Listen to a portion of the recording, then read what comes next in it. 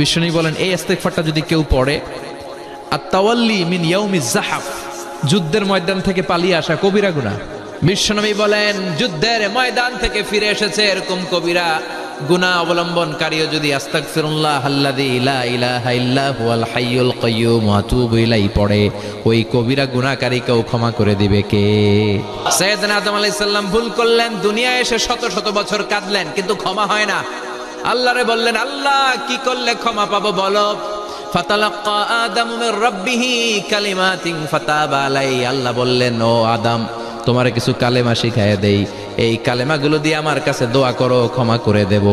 আল্লাহ শিখায় দিলেন, ও আদম, দুই হাত তুলে চোখের পানি ছেড়ে আমার কাছে পড়ো, রব্বানা পড়েন, রব্বানা যালামনা আনফুসানা ওয়া ইল্লাম তাগফির লানা ওয়া তারহামনা লানাকুনান্না মিনাল খাসিরিন। এটা শিখাই দিয়েছিল আল্লাহ। 365 দিনের প্রতিদিনই বান্দা যখন আল্লাহর কাছে ক্ষমা চায়, আল্লাহ তখন খুশি হয়ে যায়। সুবহানাল্লাহ পড়েন।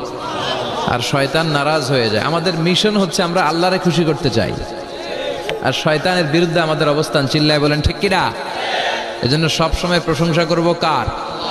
শুকরগুজার হব আল্লাহর জন্য, ঠিক কিনা? বিশ্বনবী দোয়ায় বলতেন, আল্লাহুম্মা জাআলনি সাবুরা ওয়াজআলনি শাকুরা ওয়াজআলনি ফি আইনি সাগীরা ওয়া ফি আ'য়ুনিন নাসি কাবীরা।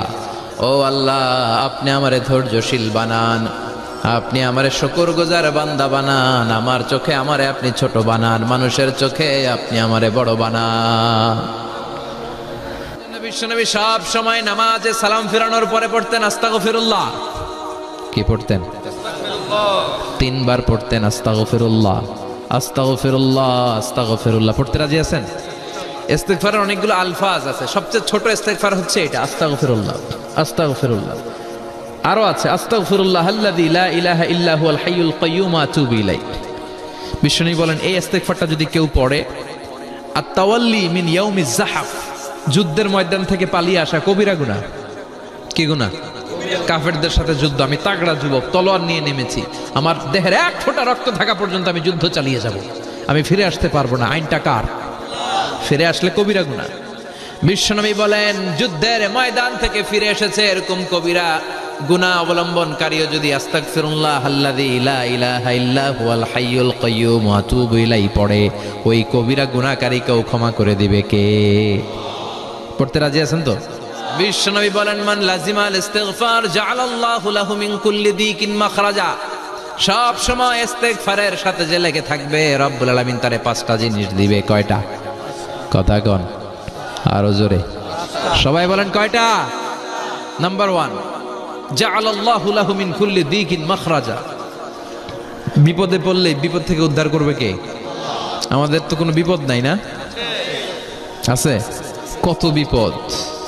হ্যাঁ, রাস্তাঘাটে দুর্ঘটনা হতে পারে, যে কোনো সময় ভূমিকম্পে পড়তে পারি, বজ্রপাত পড়তে পারে না, ঠেড়া পয়রা মানুষ নাই, আছে না নাই? এই বিপদ আপদ থেকে আপনারা রক্ষা করবে কে? যদি আপনি ইস্তেগফারের সাথে আঠার মতো লেগে থাকেন। কিসের সাথে? কথা বলেন। ইস্তেগফারের সাথে লেগে থাকতে পারলে 1 নাম্বার হচ্ছে বিপদে পড়লে আপনারে মুক্ত করে দিবে কে? 2 নাম্বার ওয়ামিন কুল্লি হাম্মিন ফারাজা, যে কোনো ধরনের টেনশন, হাইপার টেনশন থেকে বাঁচায় দিবে কে? আমাদের তো টেনশন মেনশন নাই না? আছে? লাইফ নিয়ে টেনশন, বাঁচার টেনশন, মরার টেনশন, ক্যারিয়ারের টেনশন, বাড়ির ভাড়া, গ্যাস বিল, বিদ্যুৎ বিল, ছেলে মেয়েদের লেখাপড়া, কত টেনশন। এই সব টেনশন থেকে আপনারে মুক্ত করে দিবে কে? 3 নম্বরে ওয়ারযুকহু মিন হাইসু লা ইয়াহতাসিব, এমন জায়গা থেকে আল্লাহ আপনার রিজিকের ব্যবস্থা করবে আপনি কল্পনাই করতে পারবেন না। সুবহানাল্লাহ পড়েন। 4 নম্বরে সবসময় ইস্তেগফার যদি পড়া হয়, আল্লাহর কোনো আযাব ওই বান্দার উপরে আসে না। ওমা কানাল্লাহু মুআযযিবাহুম ওয়া হুম ইস্তাগফিরুন।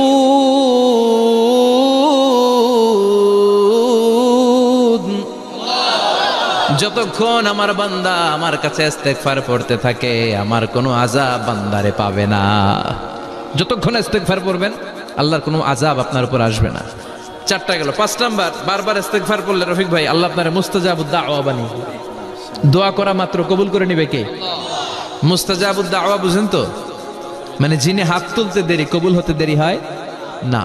যেদিন প্রভাতে পশ্চিম দিক থেকে সূর্য উঠবে ওই দিন থেকে তওবার দরজাটারে বন্ধ করে দিবে কে?